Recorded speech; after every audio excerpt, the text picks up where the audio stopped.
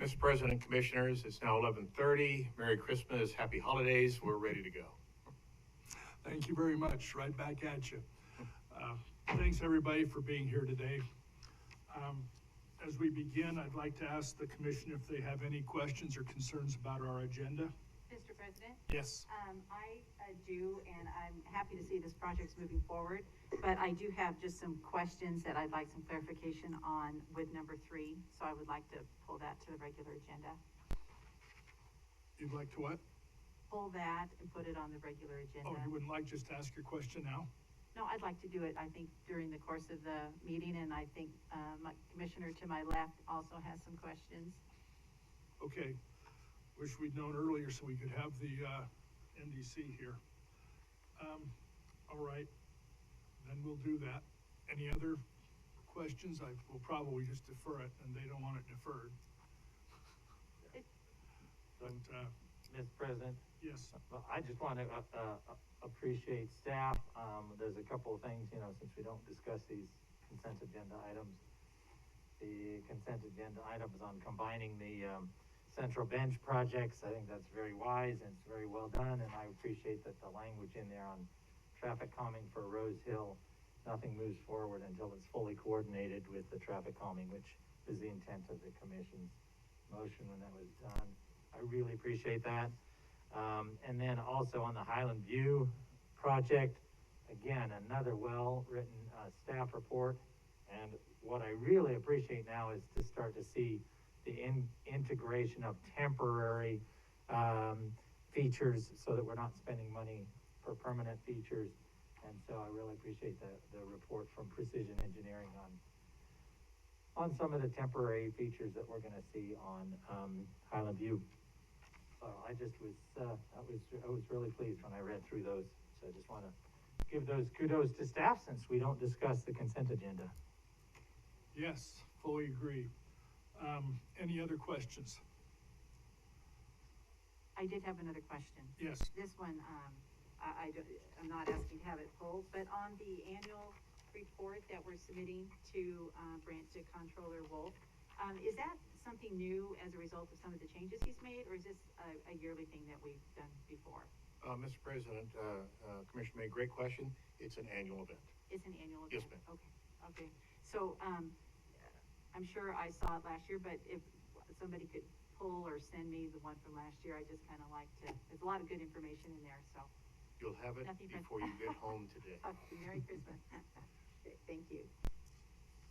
All right, then we'll turn some time over to the Director for Administrative Report. Thank you, Mr. President. Just a second. Before you do, I had something here on the dais in front of me that if I hadn't looked to my left, I'd have maybe forgotten and been embarrassed again.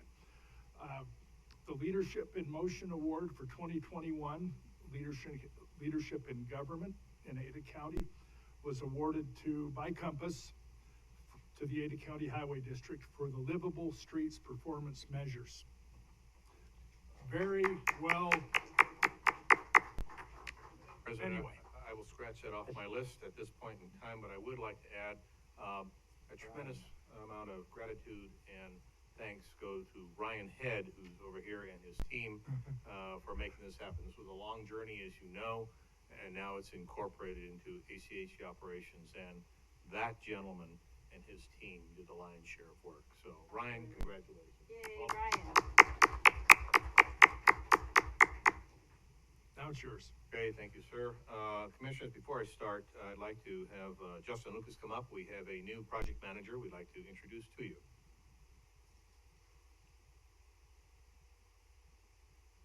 Thank you, Director Wong. Good morning, Commissioners. It's my pleasure to introduce Reed Selmer. Go ahead, Reed. As the newest ACHD project manager. Reed actually was a long-serving intern here at the Highway District, worked in our capital projects department as a project assistant or an intern, did a wonderful job, finished his degree in construction management at Boise State, went on to get some experience in the private sector, and we're glad he chose to come back and work here at the Ada County Highway District. So he brings some experience with us, not only working here, but also in the private sector. And we're so excited to have him on the team. So I hope you can welcome Reed when you have a chance to see him. Oh, yeah. So you're saying he knew better, but he took on this big load anyway. Just another pitch, commissioners, for the intern to hire Oh, absolutely. initiative that we're working through. It works incredibly well. Commissioners, two things. Well, first off, I have a couple things for you. Then I'm going to introduce Sherry Knaus, our Deputy Director of Human Resources, to give you just a quick view of where we are and what we're looking for going in the future, all the programs that we're doing. Again, another opportunity for you to meet different team members here during these time frames. As we speak, Justin, you still here? He's gone already. Justin is off to the Riverside to accept the Gold Award for the Gowan Bridge project from ITD and AGC Construction Project Awards. As you know, we were again very honored to be part of that, and we'll show you that award next week. But it's a great thing that ITD has started. It's the second annual event. Dan McKinney, who is the COO over there, brought that idea to ITD, and they fully incorporated. By the way, on the Director, could you explain why we got the award for the bridge? because we're great. Besides that, We're very great. details. I don't know if we get what- an award for being great. On the going forward now, this is the second year in a row. ITD and AGC partner in handing out gold, silver, bronze, and honorable mention awards to projects in different categories that have been nominated by organizations across the state. There's the plus $10 million projects, there's the $10 million projects, there's the $1 to $5 million projects, and then there's the under $5 million projects across the board, and there's also a category for local districts. Most of these projects are focused on the state system across the board, but the intent was to recognize not only the agency that is plans, funds, and manages the project, but the construction team that put the projects together. And so this is new, and so there is a judge group. I was included on that that represents individuals across the state. We were given the write-ups from all of the agencies that submitted those recommendations. It took several weeks to get through all those write-ups, and then a couple weeks ago we had the formal 2.5-hour sit-down where all the judges came together, shared their thoughts. The scores were ranked and across the board, and Ada County Highway District came out as a gold winner for a local highway district project. Commissioner, does that sort of answer your question? I mean, that was the process, but not exactly why we won. But I'm happy to have more details at another time. Okay. It's just, yeah, I'm intrigued because we do some great project. Was it in the design? Is there something unique about the design that stood out, or the construction schedule? We did something in the construction that was early. What was the? It would be great because that obviously when good things get recognized, we obviously want to replicate them in all our projects. Mr. President, Commissioners Pickering and Hanson, the answer to your question is yes. All the categories between partnership, funding, complexity, impact to the public, safety, was all incurred in those items that you judge the different recommended projects by. I will be more than happy later today to send you, all of you, those criteria and such, so you can take a look at that. But yeah, that's ITD has, with some help, has moved into the better realm of recognizing partnerships in building things across the state. To the Gowan Bridge project, keep your fingers crossed. With a little bit of luck, this month we will have asphalt laid across the bridge, pending weather, and of course the asphalt plant staying open. And right now it looks like we will be able to do that. We have confirmed the graduation requirements for 7 Road Scholars and 14 Road Master ACHD graduates. This will be formally presented in January to you all.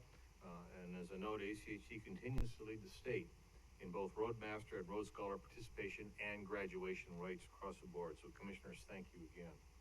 As noted earlier, your traffic team has completed upgrading all signals, or will have completed all signals around Ada County schools with the red before ped conversions by the end of this month. As such, when school reconvenes in January, these added safety initiatives will be in place to greet the returning students. This is a big deal. And of course, we continue our work across all of Ada County, but it was important to focus on those schools first across the board. As you know, our plans and projects team hosts a monthly coordination meeting with Boise, Meridian, and most recently, CUNA staffs in order to cover current projected projects. In January, we will be now expanding our meetings monthly with Eagle staff, and we hope to expand our coordination effort to Star and Garden City. We will keep you posted on this initiatives for the staffs.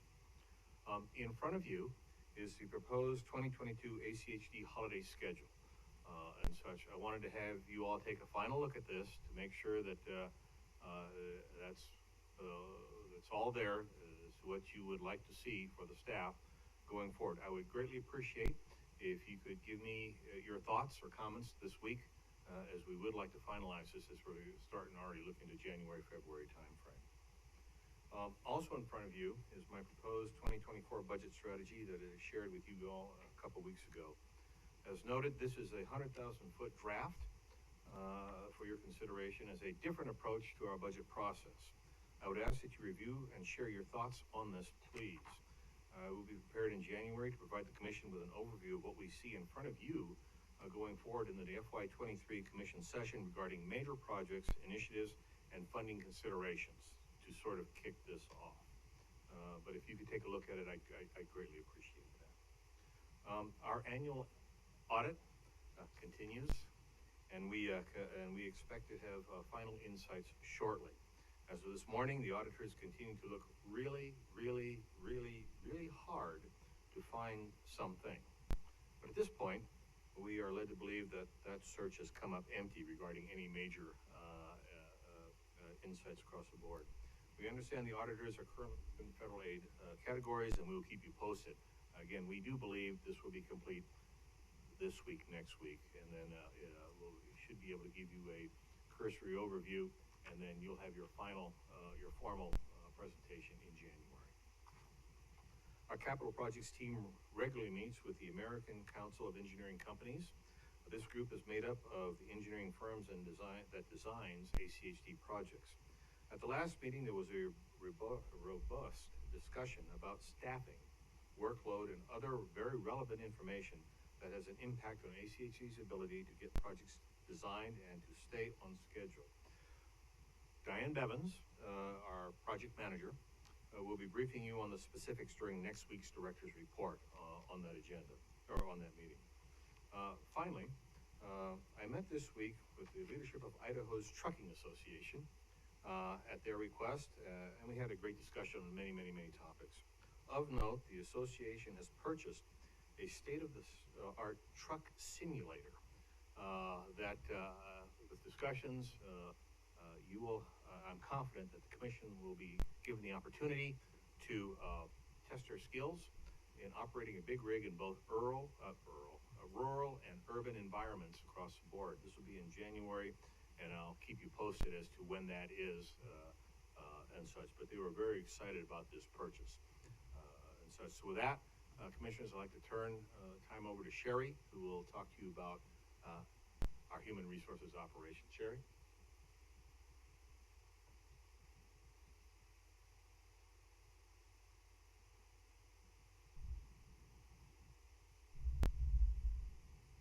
President Goldthorpe, Commissioners, thank you so much for giving me an opportunity to talk with you and just give you an update on all of the HR activities that our team has been involved in. I really just intend to give you just a brief overview of some of those activities and then an overview of some of our upcoming plans for the new year. So, just kind of start off, recruitment obviously has been a big part of our year.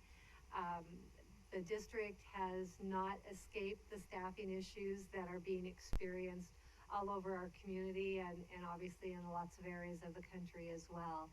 So staffing has been a major priority for us. One of the things that we've found is that our recruitment efforts over the past year have really changed a lot in the way that we recruit and the way that we find our potential new team members. We used to advertise heavily in newspapers, and we have found that that is not an effective method of recruiting. We use a lot of employment-based online resources.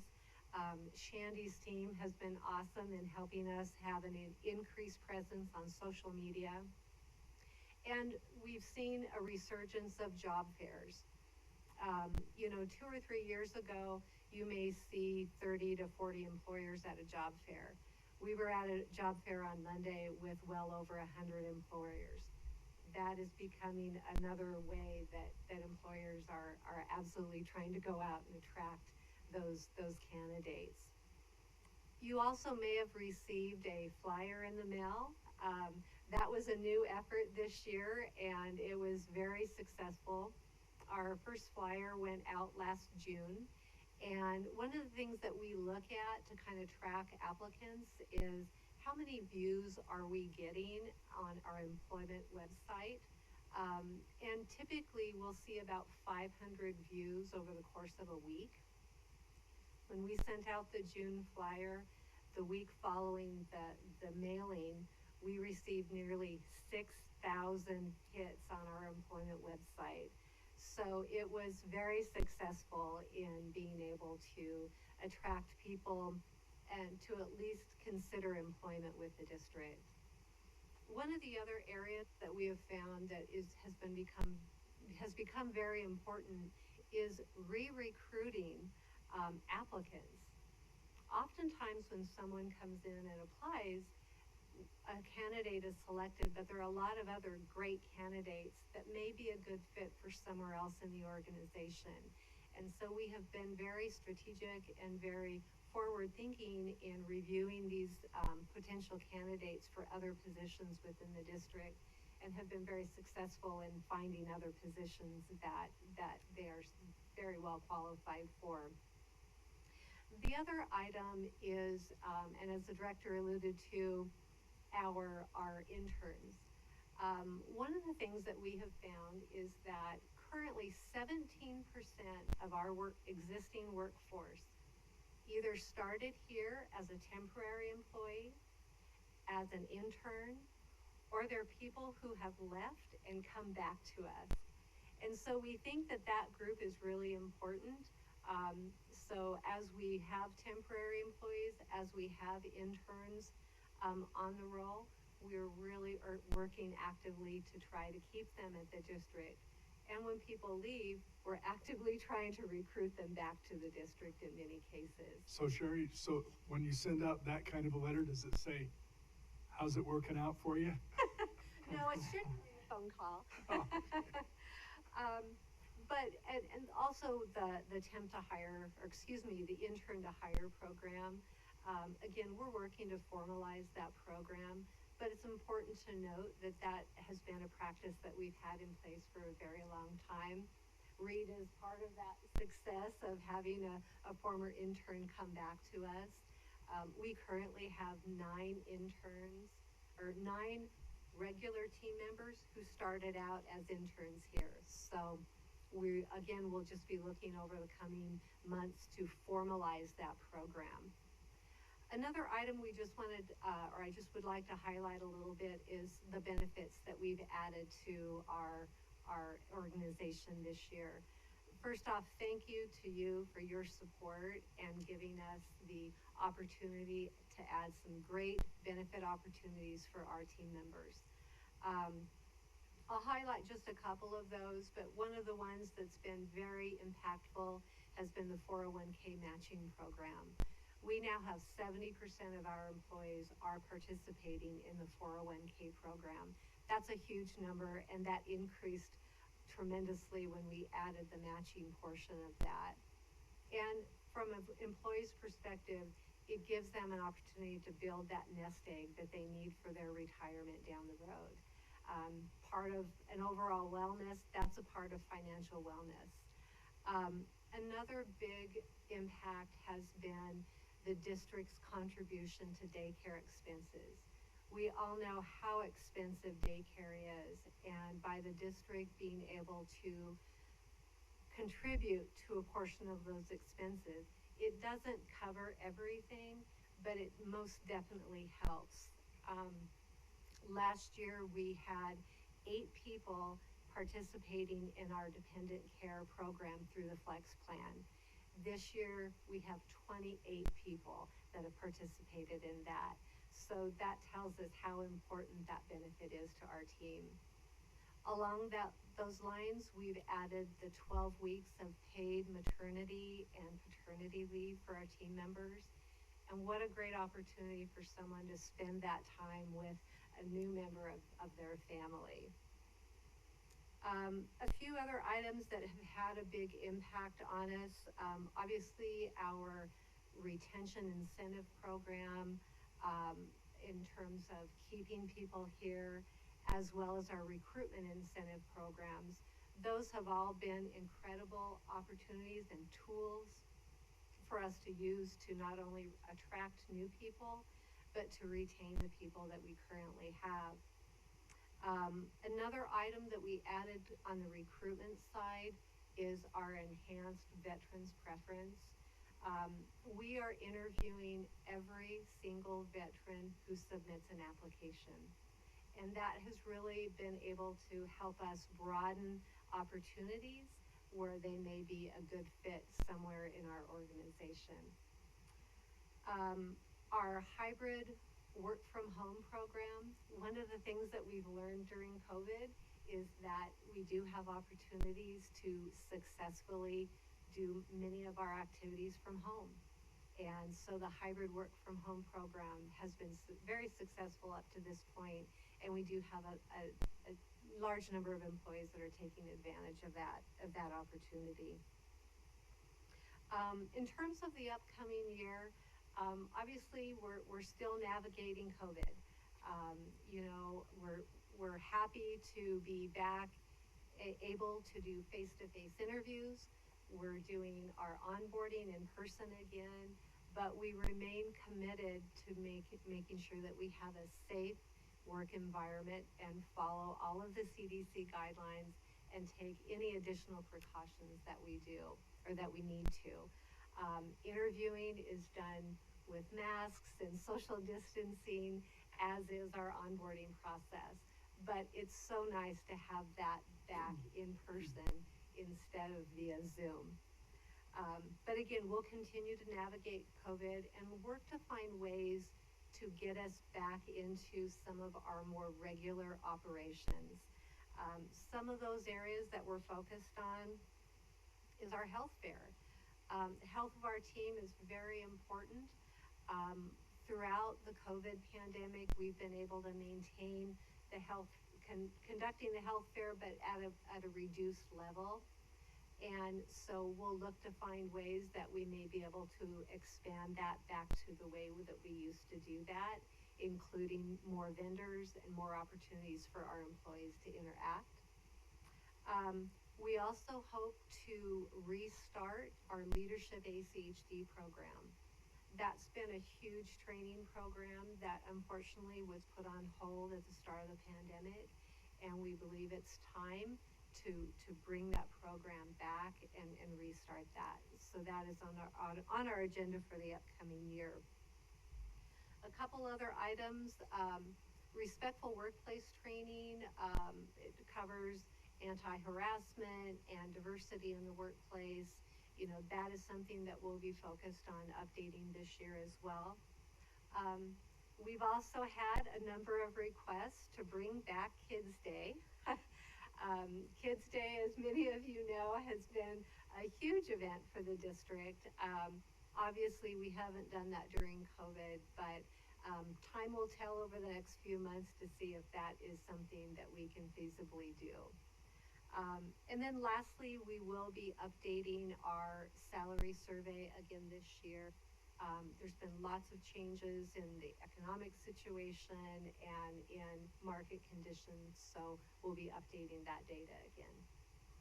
So with that, I will stand for any questions. Thank you so much. I think I've been working since the mid-60s. There's only been two places that I could actually definitively put my thumb on where I felt that the internal spirit of things was like being part of a family, and this is one of them. Awesome, thank you. Great work, Sherry. Thank you. Thanks, Sherry. So Commissioners, that's what we have for you this morning. If there's any other questions, more than happy to answer them. If not, you have about 5 minutes.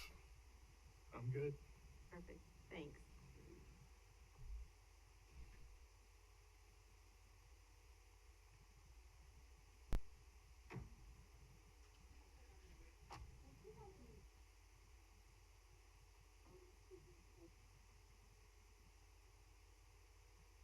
Whatever's easiest for you, if you wanna run up a bit, that would be great. Thank you so much.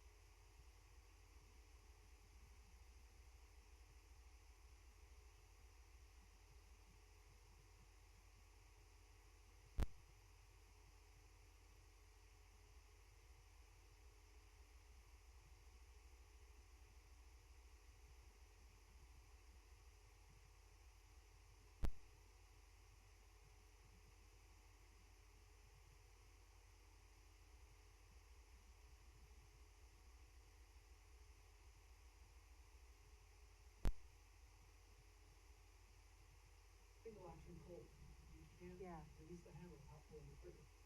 I think I know what happened.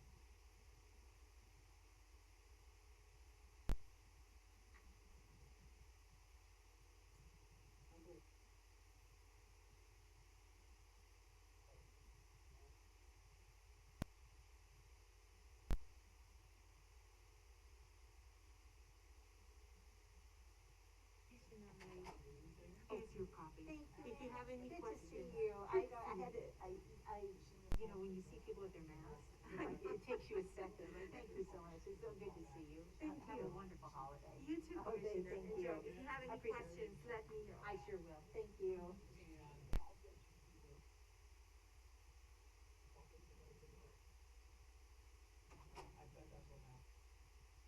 That's the best version. That Mr. President, Commissioners, it is now noon.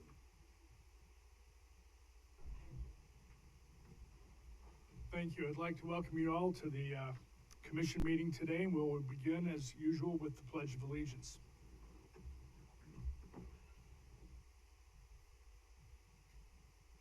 Allegiance to the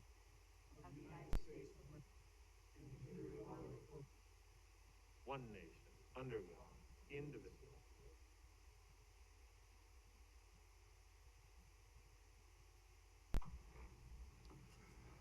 Again, welcome. We'll begin our meeting today with a motion to approve the agenda. So moved? Is there a second? Second. All in favor? Aye. Any opposed? The motion carries. We'll go on now to the consent agenda, items on which are considered to be routine and will be enacted by one motion. There will be no separate discussion on these items unless a commissioner or citizen so requests, in which case the item will be removed from the consent agenda and placed on the regular agenda. All consent agenda items are commission action items unless noted. Is there a motion to approve or change the consent agenda? Mr. President? Yes. I move that we adopt our consent agenda with the caveat of moving, item number 3 to the regular agenda for today. And that will be item number 1 on the regular agenda. Is there a second to this motion? Second. All in favor? Aye. Any opposed? The motion carries. Then we will go right on to item number 1 on the regular agenda, which was item number 3 on the consent agenda, the interagency agreement between ACHD and the Meridian Development Corporation for the Linder Urban Renewal District. And Steve will facilitate this. Thank you, Mr. President, Commissioners, Steve Price, General Counsel. If you recall, maybe a month ago, or at least a few weeks ago, Todd Lakey as well as MDC, they came to the district and did a presentation on the proposed Meridian Development Corporation's new urban renewal area that encompasses what will be what that's proposed, the Linder overpass, as well as some land that is to the south of the freeway to be included within that project area. This is, as you know, in other urban renewal areas, one of the state law provision was changed a number of years ago and confirmed last year with another amendment that in order for that urban renewal agency to get ACHD's property tax increment, they need to enter into an agreement that allocates the property tax increment for that area to be used for the project plan purposes, and in our case, to ensure that that increment is used for transportation components that are planned for that area. And so this agreement that's before you today, that's what it does. I meant to include the actual plan, renewal plan. That was unfortunately not included within your packet. If you would like, we can defer this item a week, and I can send that application to you, and you can, the urban renewal plan, and you can review it at your leisure. Here it is today. It's to the agreement. Fortunately, it was not included as part of your Steve, agenda. has the MDC Board of Directors already adopted this and approved the agreement? It's my understanding they have. Okay, good. Then we're not under the gun anymore, like was being told us in the emails that we received recently, that they were worried that they wouldn't get it in front of their board in time. Well, and they wanted, I think they wanted to get the agreement Right. approved. Ashley Squires has told me that they wanted to have this done by December 14th.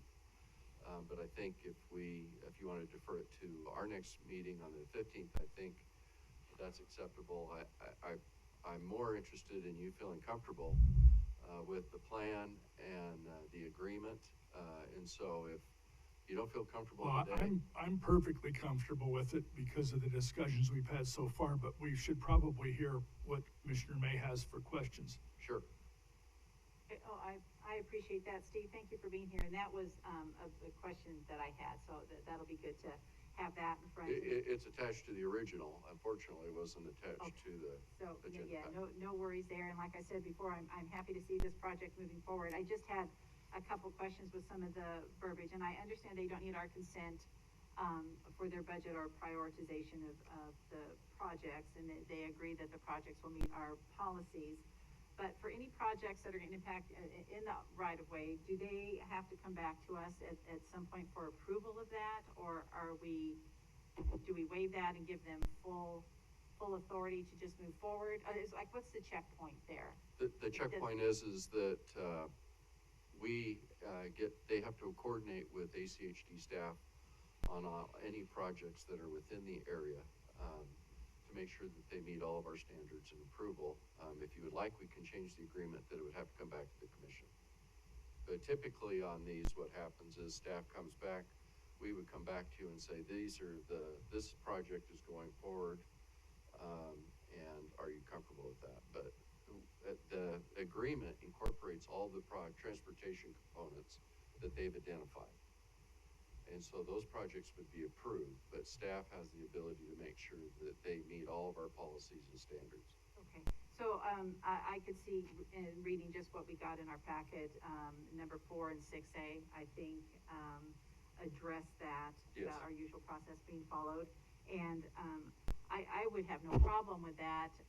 It's my expectation, I guess, if staff did have a problem or if something came up, I mean, this is a long, 20-year agreement, you can anticipate that something might come up. And in that instance, I think it would be appropriate for it to come back to the commission, so that the commission is able to weigh in on something like that. Yeah, well, But if it's just the normal, meets the policy standard type thing. I can assure you, staff, anytime we would deviate, we would bring that back.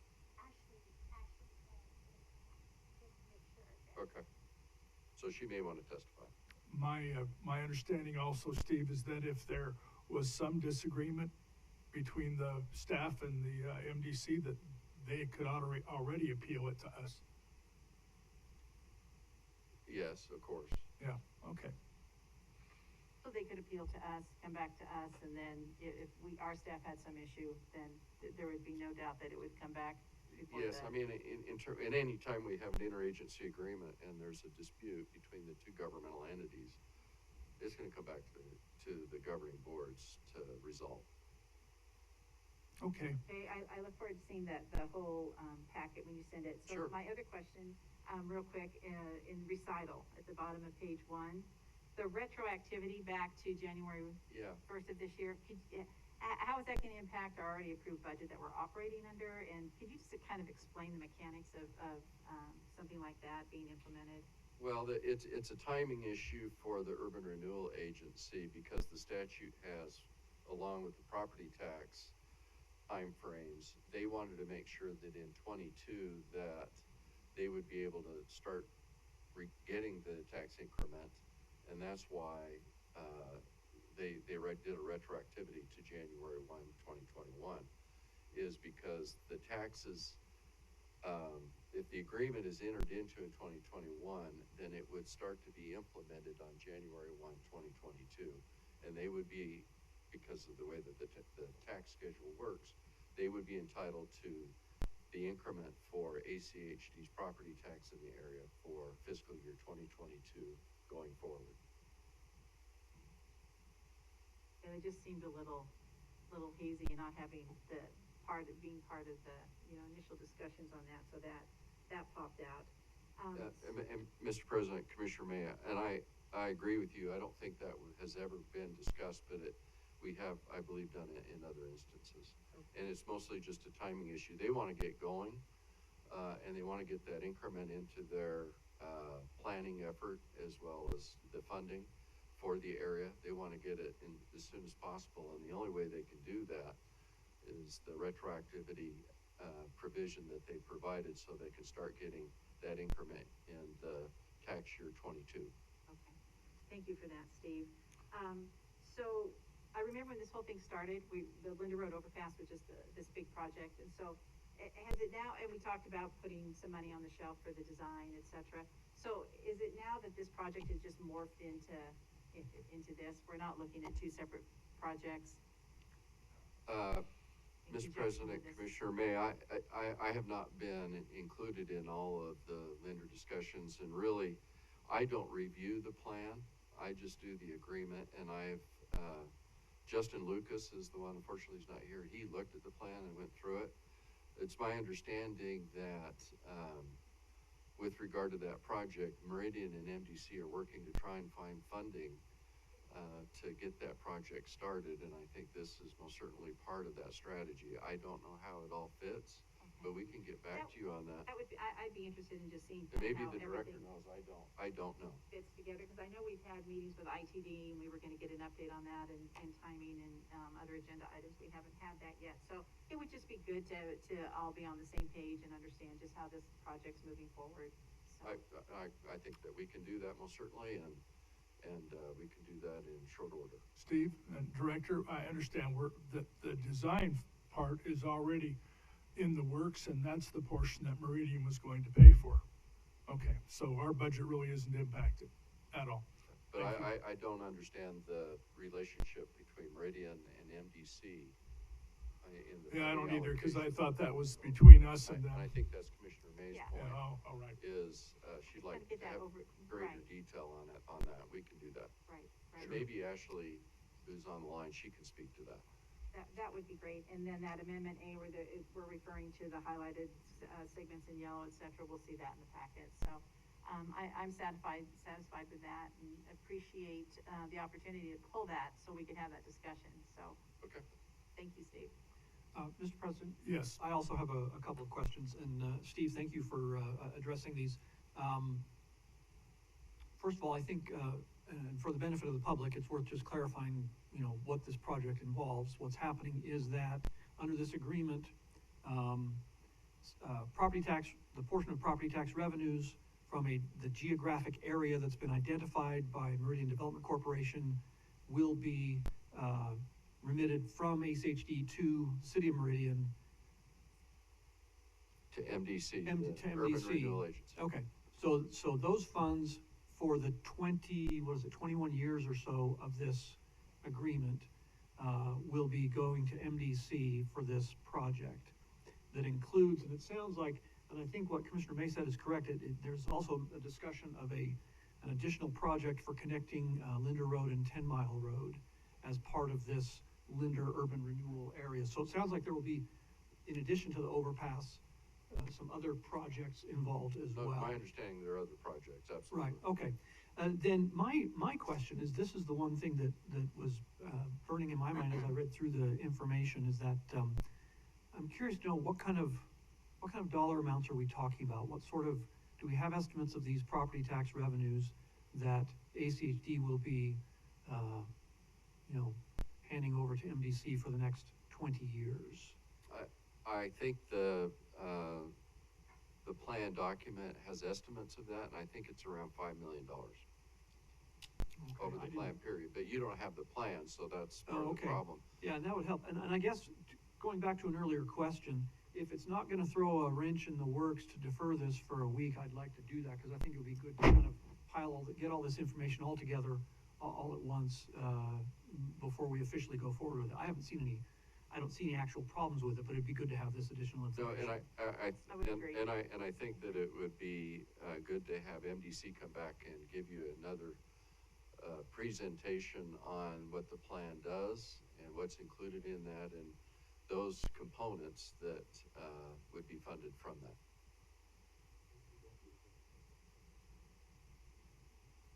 Right, yeah.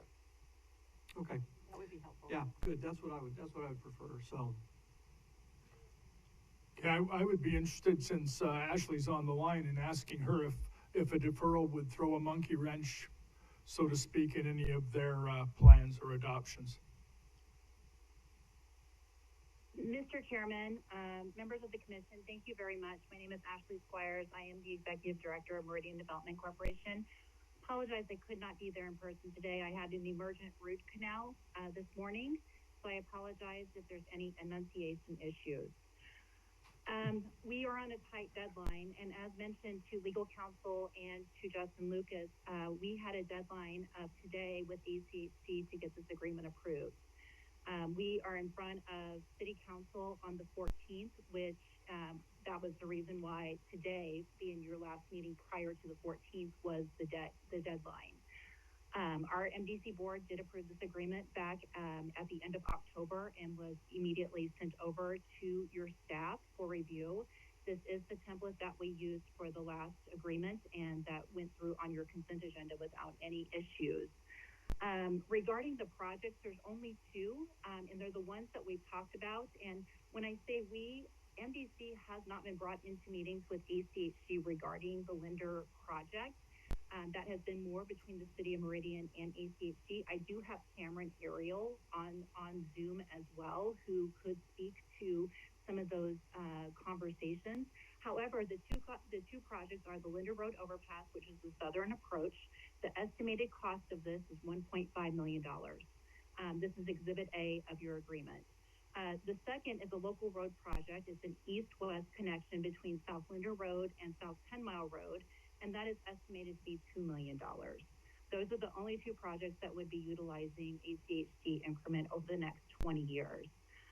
If we do not have this agreement in place prior to the City Council meeting, that puts us at risk for not being able to complete this district by the end of the calendar year due to the holiday. So I'm at your mercy today, asking to try to stay on schedule. We have been working very, very hard, very, very diligently to stay on track. If there's any questions that myself, and again, Cameron Ariel is on the line as well too, who can speak from the city perspective, we would love to try to answer those today as best as we can. Are there any questions for either Ashley or Cameron? Mr. President, I don't have any questions. Thank you, Ashley, and I appreciate you being there, Cameron. It's unfortunate that we're at the decision point, and I have no strong objections to the project, but it's just a little unusual that we're voting on something and we haven't even seen the packet. So I think that's where Commissioner McKinney and I are coming from. So. And if I may, Ashley, can you do you have estimates of what the increment is going to be over the next, over the years of this agreement? Do we have any numbers on that? The total increment, and I apologize, I had an emergent root canal and I'm just leaving my doctor's office. I believe it is right around $9 million in total. 9 million total for the 20 years? Yes, sir. 5. Okay. Well, and again, Cameron Ariel is on the line, and if he has information in front of him that is better than what I have in front of me, I certainly would ask him to interject and correct me. Sure, Mr. Chair and members of the commission, Cameron Ariel with the City of Meridian. Again, pleasure to be with you and appreciate your consideration of the agreement before you. As you know, this is a district that is meant to simply fund an existing ACHD improvements that are already there, but to support that effort. As you know, the city is putting money forward for the engineering and the ITD portion, and this district itself is meant to take the tax increment that would be generated from the development in this area and put it back toward the ACHD project itself. So obviously this is a collaborative, but it is an ACHD led project that we're hoping to expedite through this process.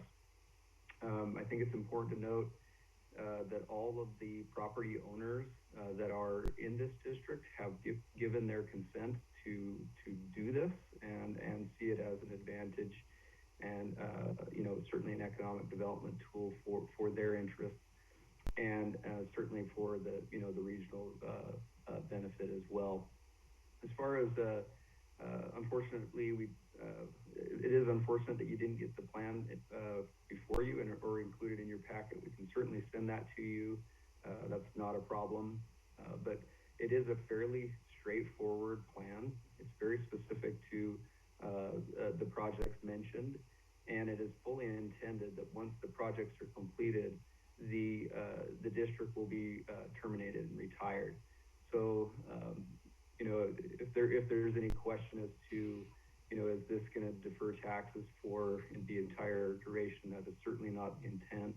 It's just to, channel that revenue back to ACHD for the purposes of those projects. So hopefully that, provides some clarity as to the intent and also just the collaborative nature of this ACHD project. Steve, correct me if I'm wrong, but we're not determining or approving any urban renewal district plan right now, but specifically this interagency agreement, which we've been discussing for some time now, since probably during the legislative session. Is that correct? Well, it's a little bit different. This one came to us pretty fast. Yeah. And the idea that we've been sitting on this a long time is, I don't think, accurate. Okay, well, for a while now, we've been getting emails saying, about the urgency of this agreement being completed, and now it is. But it's just the agreement, not the urban renewal district itself, correct? That's right, and I'm not sure the connection's there. Yeah. And I'm not sure all of us have seen those emails either, so I think that may be why we had some questions. Well, and most certainly, the MDC and Meridian, if they need to hold a special session after the 15th, the law allows that to do what they're anticipating to do on December 14th. So I feel more comfortable in deferring this and having the commission review it, and there's a lot of questions that are swirling around that need to be answered. And I think that's more important to this agency than it is to create an inconvenience for MDC and the city of Meridian in adoption of, in order to get this done by the end of the year, when they have the ability under law to do it. Okay, then I would ask if Jim or Alexis has any. Yeah, I have some questions for Steve, and perhaps Cameron or Ashley can weigh in as well. This system has only been in place a couple of years, and you've talked about staff coordination.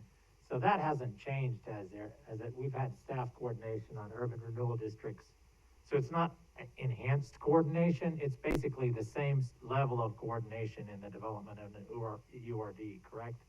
That is true. We won't accept any improved road within the public right-of-way unless it meets our standards, and our staffs, on many other occasions, pre-agreement, have come to the commission and gone through those projects in detail with the commission, as well as to make sure they satisfy all of our standards. Right, so this level, and we didn't ask for this, we didn't go and ask the legislature, give us another level of approval over the URD process. The legislature said, we want to impose this on urban renewal districts, so we're gonna add this level for lack of a better term, level of bureaucracy.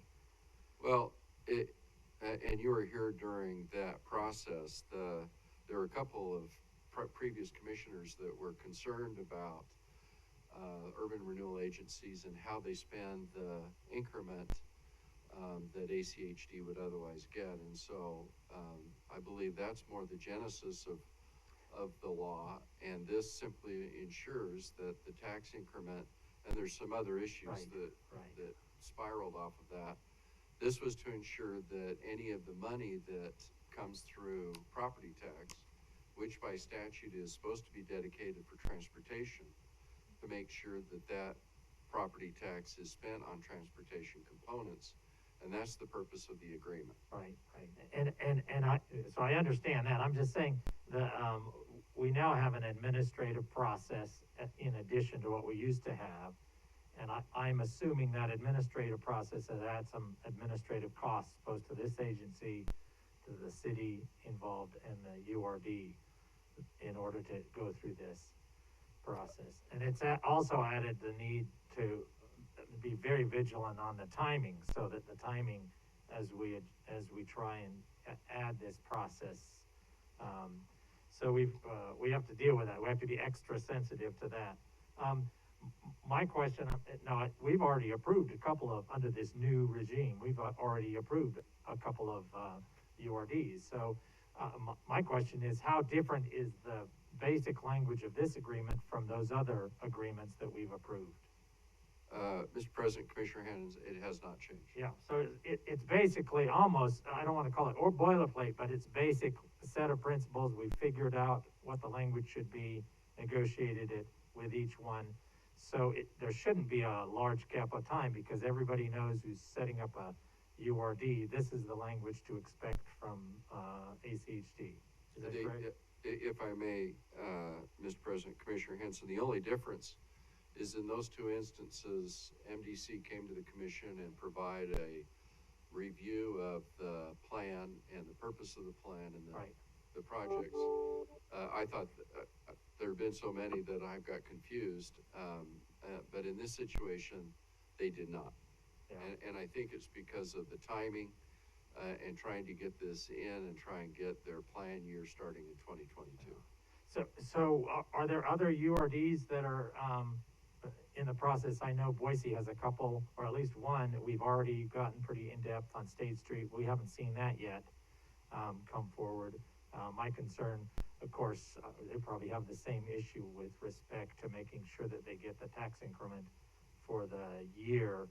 And so they'll have to have the same language with respect to retroactivity that this one has. Mr. President, Commissioner Hanson, with the State Street Urban Renewal Agency, that's a lot more complex animal. And before that agreement comes in here, we'll most certainly have CCDC come in and do a presentation. There are numerous projects, transportation components. There is some dispute between our staff and their staff. What constitutes a transportation component that our property tax component or the increment is able to be used for. And their counsel, Megan Conrad, which she's been fantastic, but there are a couple of issues, legal issues within that are much more complex. They will not look like these agreements. But I hope to have that within a short period of time. Okay. Yeah, I just don't. But they don't have the same urgency for that plan area that MDC does. Yeah, I just want to make sure that we're treating all URDs at the same level of fairness. Oh, sure. And that, I know we have had a pretty detailed presentation on State Street just a few weeks ago or a couple months ago. And so I'm comfortable with moving forward on this. It is unfortunate, and we'd have to apologize to Meridian and the Meridian Development Agency that this wasn't attached. I think it's very important this commission reads everything that we get sent, and when something's missing. So I would appreciate sort of a sensitivity to the timing of these urban renewal districts, given the fact that the staffs have worked well together, and this added level of administrative process can add a lot of costs to the taxpayers, to the process, and ultimately the urban renewal districts do, my experience in the ones we've had, do a really good job of focusing the investments so that in fact you do have added property values that are, because it's only the added additional property in values, the taxes on the added, not the base, that comes to the urban renewal districts. And because of those investments, that's the whole premise of the return on the investment. If Meridian and Meridian District are able to accommodate the 1 week while we look over in more detail this plan, which was not attached to the agenda, I would greatly appreciate that and offer my apologies that it wasn't attached. Alexis? Yeah, I'm confused though, Commissioner Hanson, you said you're comfortable moving forward, but then you wanted a week, so which one was your preference? Well, either one, you know, I think I would defer to the preference of the commissioners from that area, if you want. I would obviously, I prefer to read the details and see the details. I think Ashley and Cameron have done a superb job presenting to us. I think there were two separate, districts that were presented to us, and then we've approved those agreements. And I can't recall the presentation on this one, which is why I think, Commissioner May's concerns are well taken. So if it won't do too much harm to the city of Meridian and to Meridian District, that we could go one more week and we can go over those details, we can raise those questions, we can get it done, and then they can move forward, before the year end. I think that's appropriate, and again, we really need to be vigilant. This added level of administrative, which I don't think was necessary, given the fact that they still had to get approval for all the kind of transportation improvements anyway, by the district, is unfortunate.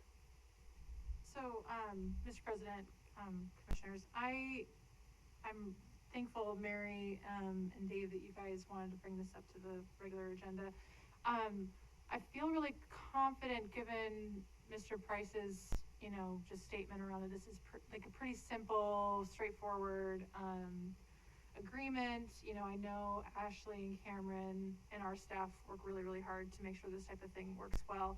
So I'm not particularly concerned, and would be okay with moving forward and approving it, given the stress and we, you know, I don't know who caused the lapse in the packet being attached, but I'm wondering if it would be appropriate, rather than kind of having a domino effect of making Meridian have a special session, if it's appropriate for us to do that this week after we get the packet, so we don't delay those other partners on our behalf. Actually, if I may, that was a thought that I had. Perhaps we could, a couple weeks ago, we had an item that needed to be dealt with quickly. We simply scheduled a special session, and noticed it, and, you know, tuned in via Zoom, and were able to approve one item. And I agree. I think the consensus, and I'm inclined to agree, is that we don't have problems with going forward. We just want to be able to see all the information before making the final decision. So perhaps if we defer this to a special session, perhaps Monday, that way we could approve it. It could be noticed, we could approve it prior to the Tuesday Meridian City Council meeting, and that way I think we could be satisfied with all of the information in mind, and the MDC could be satisfied with the time schedule not being pushed back. Mr. President, Well, if that's the way we want to go, Monday would be the best day for me anyways. But as Commissioner Pickering mentioned, I'm perfectly fine with this going forward as is, just because of the spirit of what I felt during the presentations and Steve's explanations and the attorney's explanations and Ashley's explanations. I'm sorry that the whole agreement wasn't attached, but if someone wanted to make a motion to go forward with this and approve it, I'd be fine with that too. But if they want to make the motion to defer it until we have our special session, that'd be fine. Mr. President, could we ask Ashley first if Monday would be appropriate and work for their timeline? Ashley, would Monday be okay? Mr. Chairman, members of the commission, I truly appreciate the consideration. The issue, Monday can work, yes. The issue we would have with us renoticing is there are special noticing requirements that come with the creation of new URDs, and that would create a huge wrinkle and would not allow us to be able to move forward within this year. So there's just not enough noticing and timing in order to get those notices publicly noticed in the newspaper, as we would be required. So if you all would be willing to meet on Monday, I would be incredibly grateful, and we could make that work. Great. Mr. President, an alternative would be if we were to approve it today, we have a certain period of time for reconsideration. And if, council would, guarantee that we'd get the materials today and we could review it, anybody who votes in favor would be able to make a motion for reconsideration. If no motion is made, then it would stand. So it would obviate the need for an additional meeting. I don't know if that's an appropriate way of doing it, but that at least addresses the concern is if there are enough, we would respect any commissioner who would like to, have that discussion. You know, Of course, it would move it to the next regular meeting. It wouldn't be on, on Wednesday instead of Monday. That's the wrinkle on that. Mr. That's pretty good President, thinking there, Jim, Mary. on his feet, yeah, he's not even on his feet. Could we, notice this appropriately and do it on Friday, like Friday afternoon? Would that be a little bit more advantageous? Would that work with our time frame for noticing? Yeah. Yeah? The- Oh, just the- request. Commissioner Hanson, excuse me, Mr. President, Commissioner Hanson has an option, although based upon the comments of both, Commissioner May and Commissioner McKinney, on the plan, I think it's appropriate to have a meeting as well as have, MDC come in and do a presentation like they have in the other two areas to the commission of what the plan and address any specific questions that you have. And so, I think that's probably better for the public to have more transparency, on a review of the plan. We haven't had that. You haven't had that opportunity. Any day you wanna do it, we obviously can't do it, well, tomorrow would be tight, but it'd have to be later in the day. Friday works or Monday, Yeah. Whatever your pleasure is, and we Mr. can. President, right, thank you, Steve. Could, Ashley or Cameron, would that work for you? Friday afternoon? Mr. Chairman and members of the commission, I just wanted to make note, we did give you a presentation on this in August. Cameron Ariel presented to the commission. And nothing has changed since that point in time. That was We're my happy to do understanding. that again. Yeah. We did presentations for each urban renewal district that we have brought forth this year. Nothing has changed from what is in the specific plan. It's literally the two projects that I outlined in my earlier comments. Monday is more preferable for me because I have a procedure that's happening on Friday afternoon that wouldn't allow me to be available to be able to be present. But we will try to make whatever work for you. I could do Monday anytime, before or by 12. I would have to be out of here by 12 on Monday, but I could do that. I could participate by Zoom, but Yeah, I Zoom won't be in probably town. Unless somebody wants to make a motion to approve this and second it, I could go ahead with Monday as well. The earlier the better.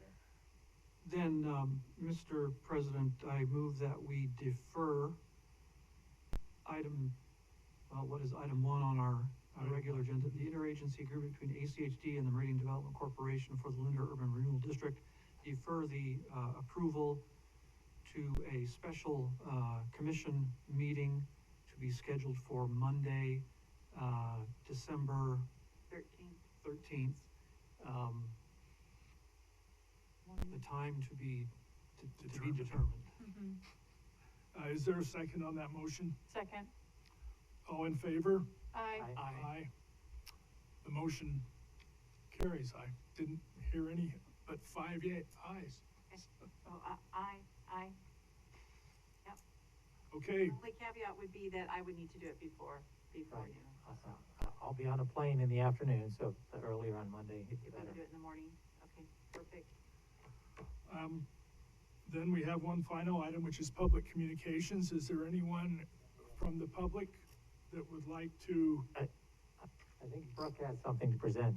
Well, that's in the work session. Oh, that's in the work session. Yeah, that's okay. We're all entitled to one mistake a week.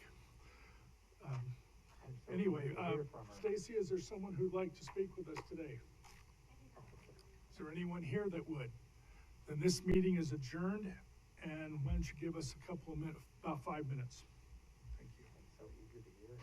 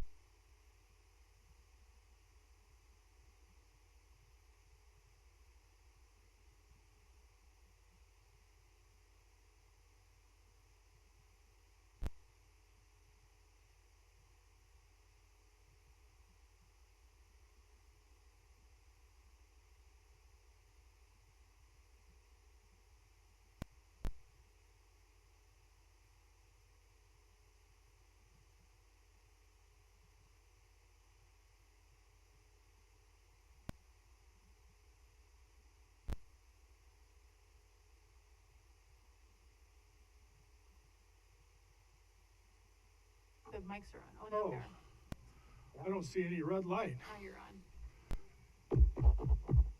There we do. Okay.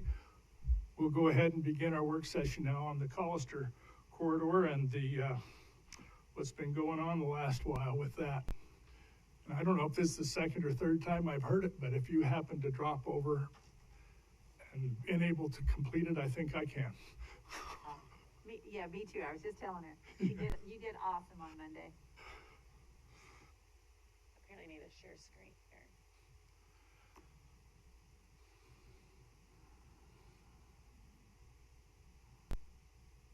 All right, let's see if I can do this.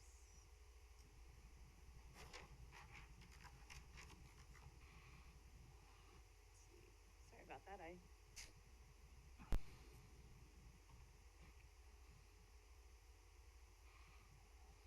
For the life of me, I don't think I'm ever gonna get this figured out, so I cannot see it. There we go. Well, thank you so much. It's a privilege to be before you. For the record, Brooke Green, I'm a senior transportation planner within projects and planning. President Goldthorpe, to your point, this is the second time I've been before you to present this. We were back here earlier this fall to give you a highlight and to ask for our permission to move forward into phase 2 of the Collister concept study.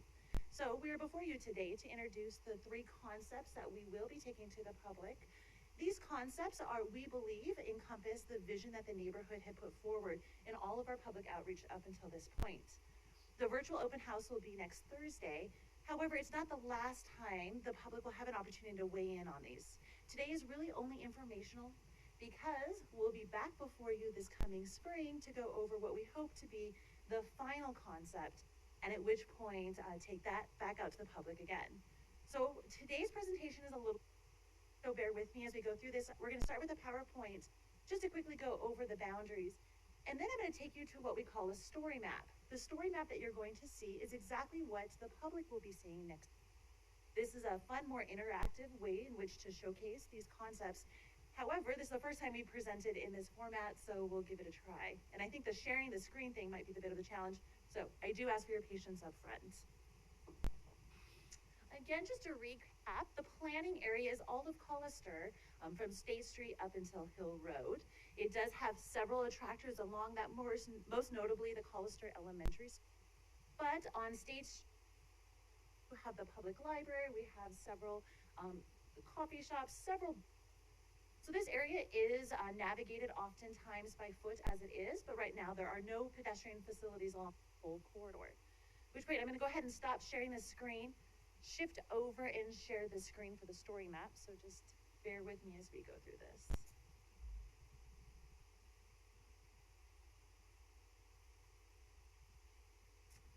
See if I can do this without.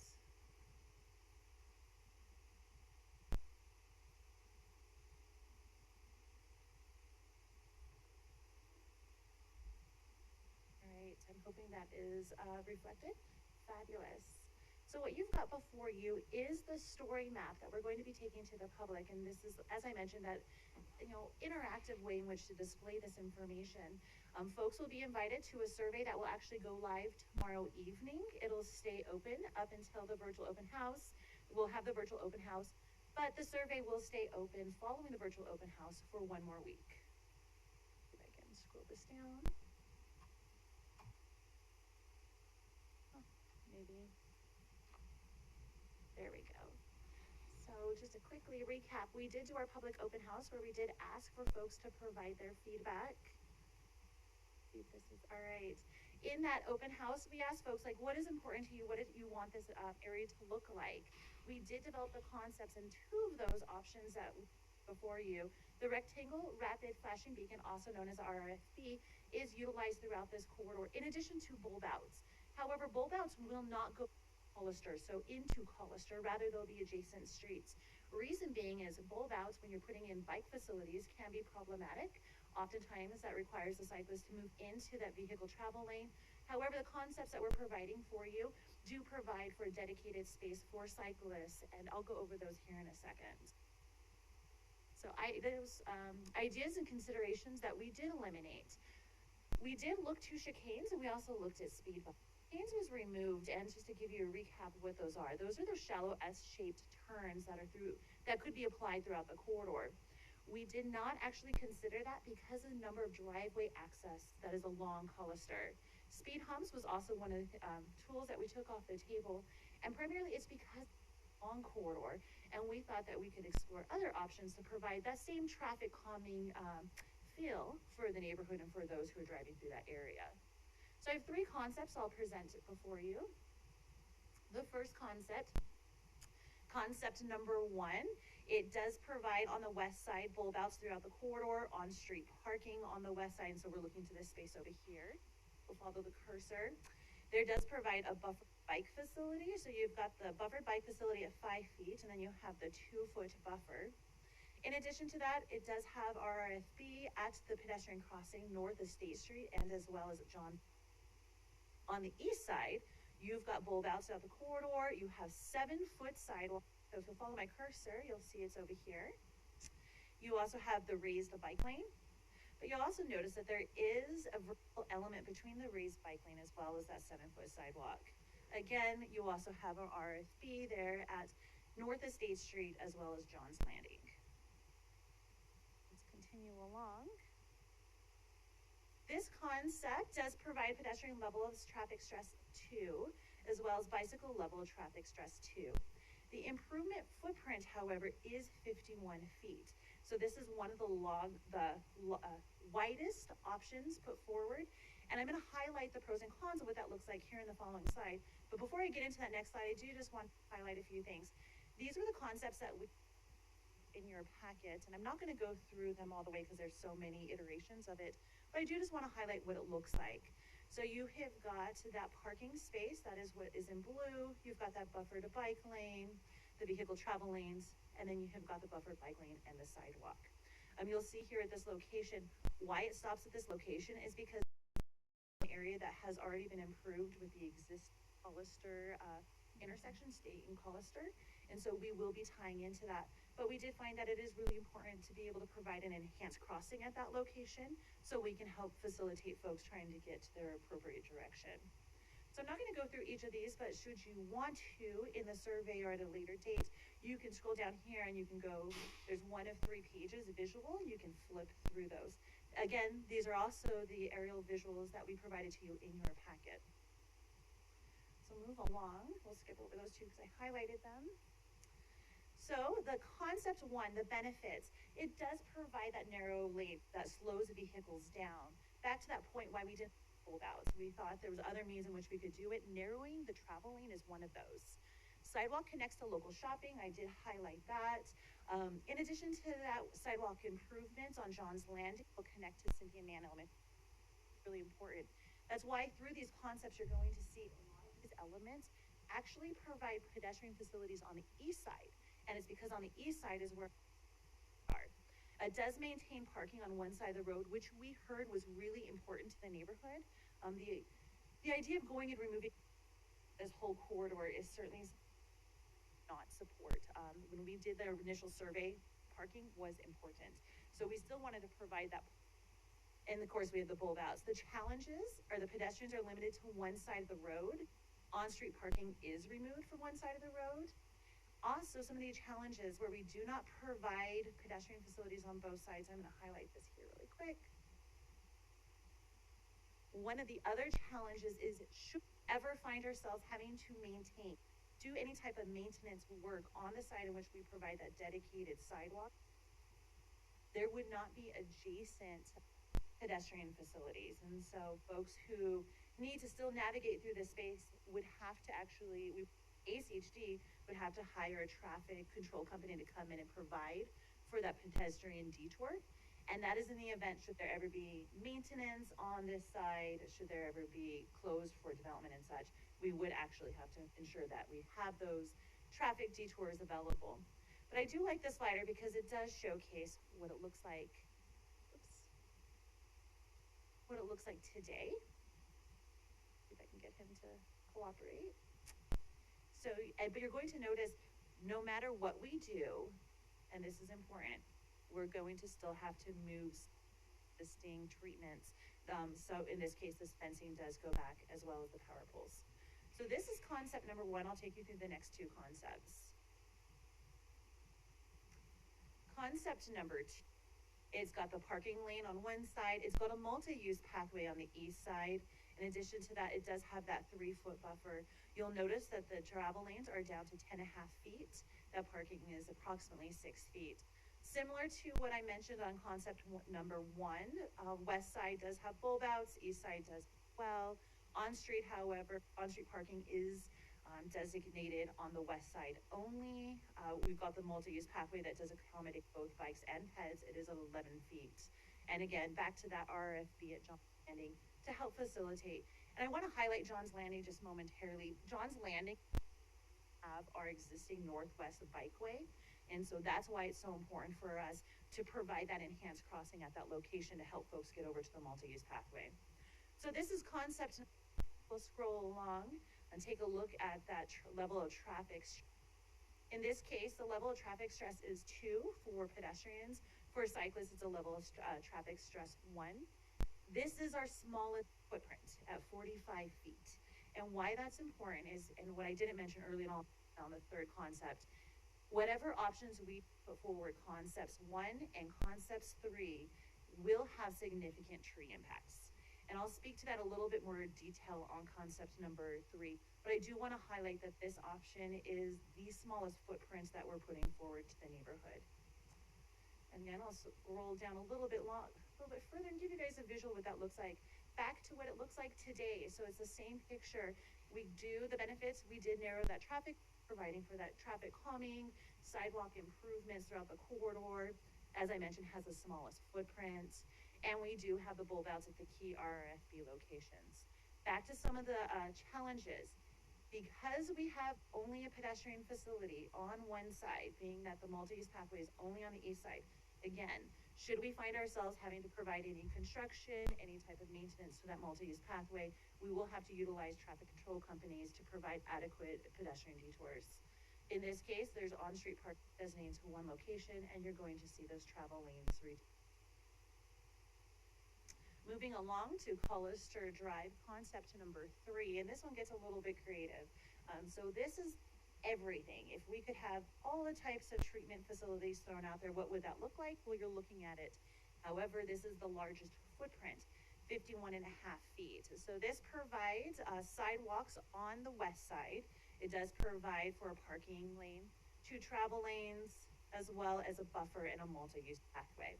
This is, again, the largest footprint. So I call that out because the other week we did go out with the city forester to look at the trees along Collister.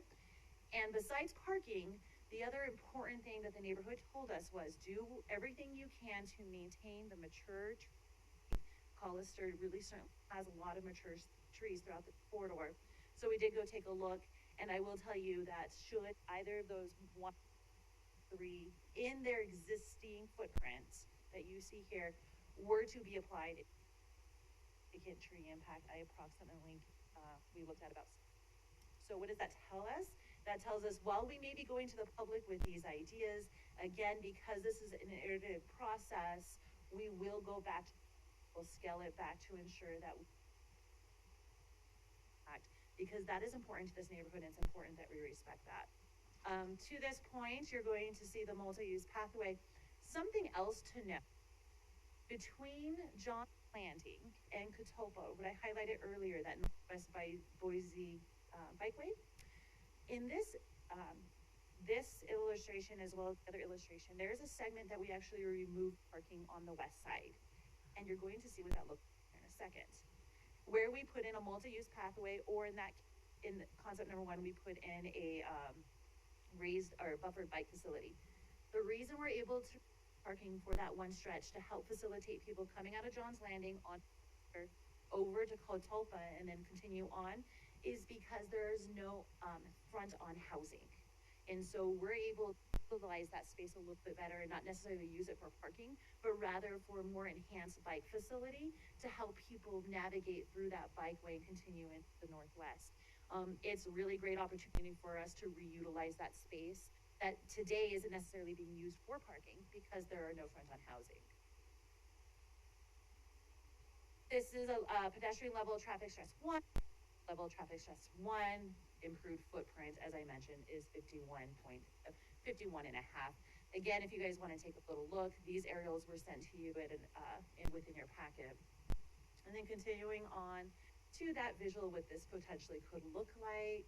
Here it is today. Here it is, should this be the product that moves forward. So these are the three we'll be taking to the public. These, as I mentioned, are very high level. This is what we're putting out there with the hope that the neighborhoods us with that vision a little bit more. I'll continue on to get an idea of what that schedule looks like. I'll have to stop sharing for a moment. Brooke, Yes? will the opportunity be there on whatever we have online to be playing with that? Yes. Oh, You okay, can well. continue on and go ahead and play with that some more. Well, I meant for the benefit of those who want to see what it looks like with or without trees.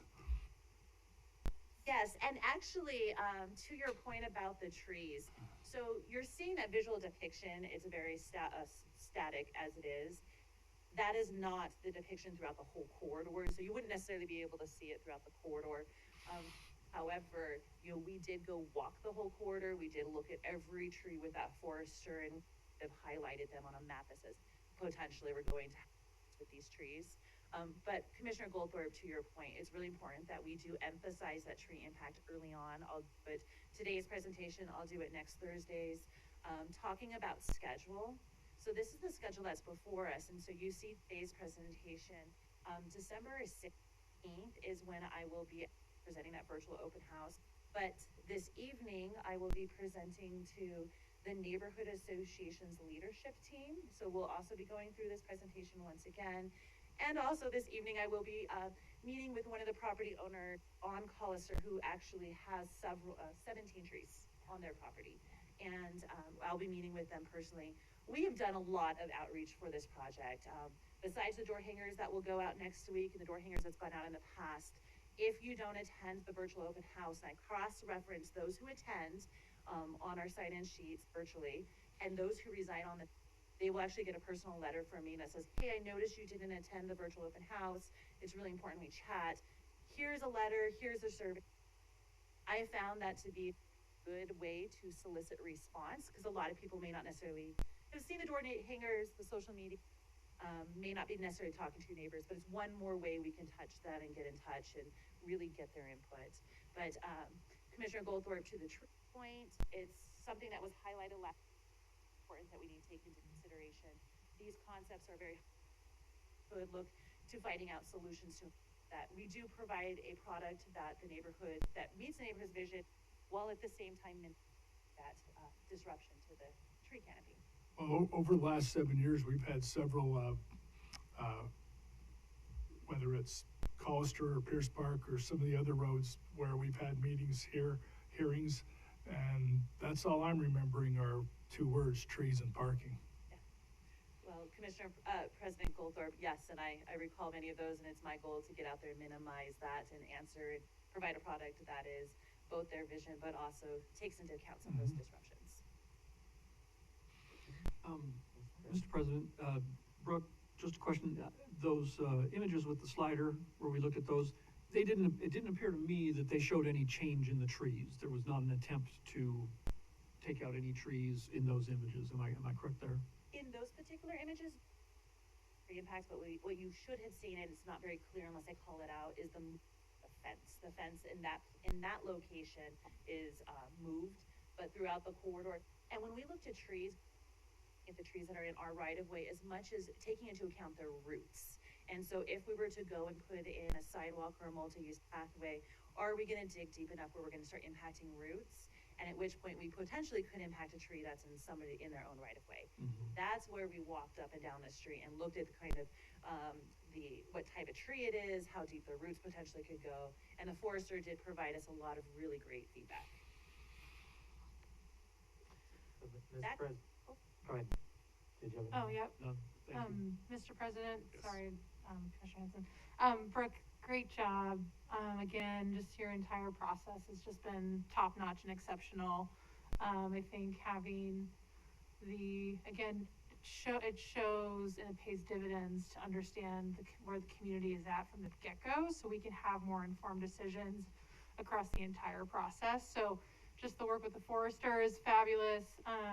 And I'm sure once the neighborhood has a preference for what they'd like to see, I'm really curious if there are some unique ways that we can try to meet in the middle, because I was listening to your presentation on Monday with the Bicycle Advisory Committee, and they had some fantastic questions and concerns about just, the pros and cons of some of these options. And I know that although concept two, has the least damage potentially on our tree canopy, which I think is very, very important from a quality of life standpoint, climate change, all of those things, right? Tree canopy makes biking and walking enjoyable and keeps temperatures down. But they brought up some really good points about going into the driveways or coming out of those driveways where that multi-use path is and not noticing, bicycle or pedestrian traffic and the opportunities for conflicts and crashes, which is something that we absolutely need to minimize. So I'm very excited to see what the neighborhood wants to do and move forward, and I'm sure you're going to keep us apprised, but just thank you so much for your efforts on this. Thank you. Jim? Thanks. Yes, I would just echo those, Brooke. This is the most comprehensive presentation on a project and outreach to the public, and I know that the more they have a sense of ownership over it, the more successful it's going to be. And I also know that you're not looking at like one exact same design all the way out through the whole corridor, that there will be examples, I'm hoping, where the neighbors, somebody owns 17 trees. They must have a lot of frontage. So I would assume they don't need 17 parking spots. And that there could be discussions and trade-offs and saying, it's really one or the other. And that if you really, really want to have this parking on this street, we're going to lose this tree. But the risk, of course, is that the road's wide as long as there's no cars parked there. So I appreciate the design on McKinley coming out of the Foothills East, where you can see the pathway and the trees that all up to ADA standards have been allowed to be designed very unique to that neighborhood. And they've preserved those trees. Presumably the neighbors said, okay, I do or don't need this parking. And so there's parking in front of some and there's not in front of others. And that, to a certain extent, then allows you to do curb extensions and chicanes because you got a tree, basically. Because you totally know that vertical elements create traffic calming. It's so critical to have that vertical element so that drivers aren't given this super broad vista. And whenever I look at designs where it's just like a straight line all the way down, I'm thinking, no, once the driver gets on that road and they're looking way ahead, they're not looking at where they're driving through. So the more vertical elements that can be incorporated is great. And the other thing I just want to say, and I'm looking at Ryan, yay, you're using the level of traffic stress metrics in this. The more we see this, the more we say we actually value what we went through and are getting awards for. So I'm sure we'll see those in a lot of CIP plans too. The speed management is based upon a 30 mile an hour. We're not changing the speed limit, okay? Because right now it's designed for 45, 55. You can get going pretty fast until you get to the stop sign, and some people just blow past the stop sign. So it's really key to say we want to design this for and no more than 30. There'll be a lot of pressure, I'm sure, to say, oh, we want to make it 25, because people will want to make choices, obviously, who are driving through. Do I want to go this slow route down Collister, or do I want to get in traffic on State Street? And yeah, they have that choice. That's a choice they have to make. You indicated that we aren't going to have chicanes or bulb outs out into Collister, but I've seen it work where you actually have a raised intersection, where the actual intersection is raised, in which case the cyclists and the drivers actually sort of mount it and go up and over.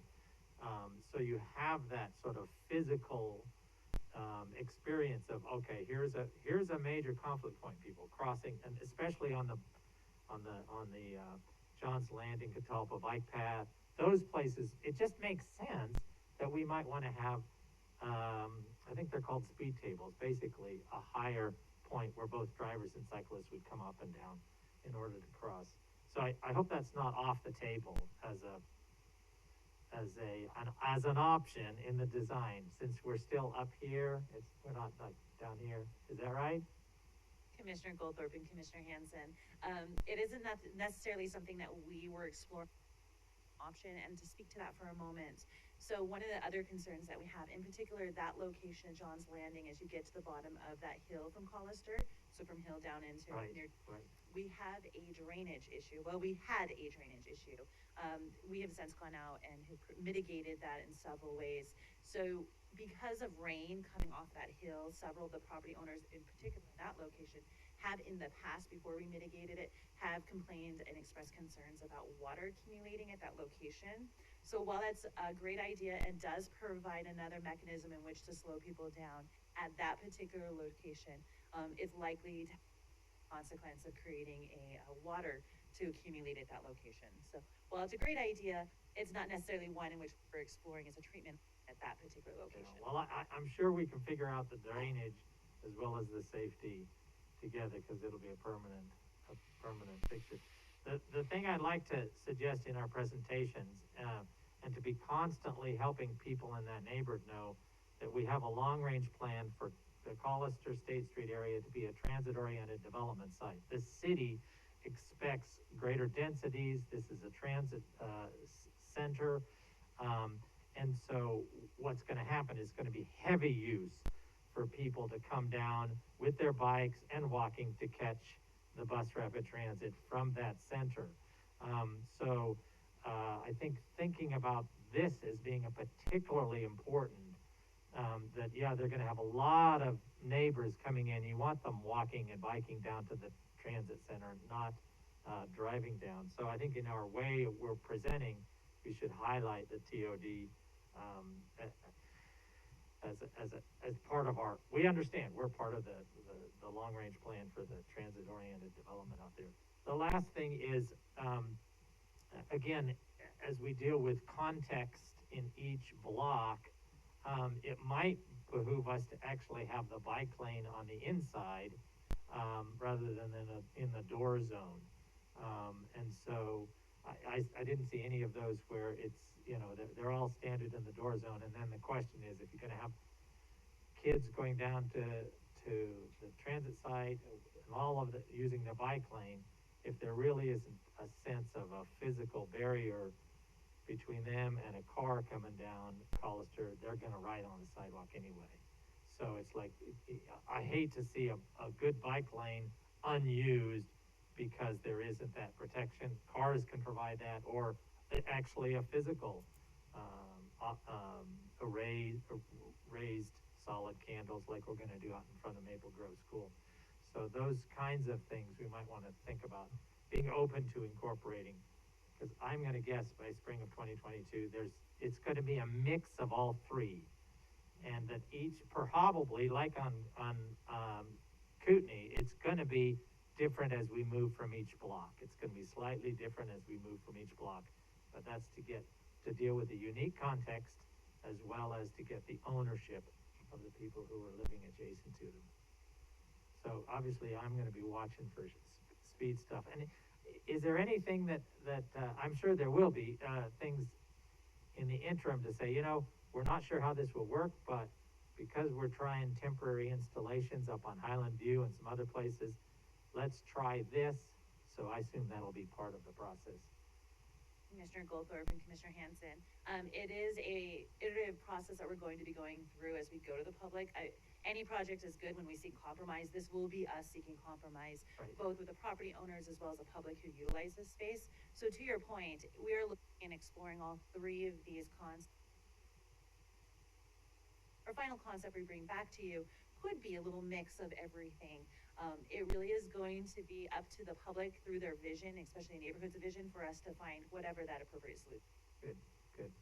I'm glad we're still open to making that work. Thank you. Mr. President? Yes. Brooke, awesome job. I'm so glad I got to see your presentation on Monday, and I think you're right. It's gonna be a bit of a hybrid. You have just put so many options out there, and this is your second time in, and I think this robust outreach that you and your team have done, we're already seeing the benefits from that.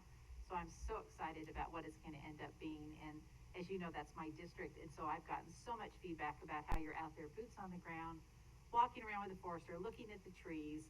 So everybody has so much confidence in this project and what you're gonna come back with. So I'm excited to see what the rest of the, community, their input and what they feel about it. But thank you so much. And please take that back to your team as well. Certainly, thank you so much. Yeah, potential, I wouldn't say negative consequence, but I think a lot of our other neighborhoods are gonna be like, hey, we want that same treatment, so be We want what they want. prepared. Special projects. Yeah. All right, Well, thank you so much. ditto the rest of them. Thank you so much, Brooke. Thank you. Steve, you're looking like you're ready to jump clear over into there, right?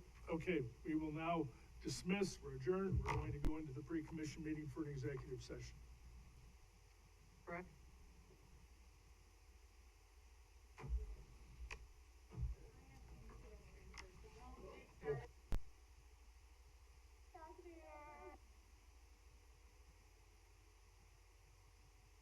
Boom.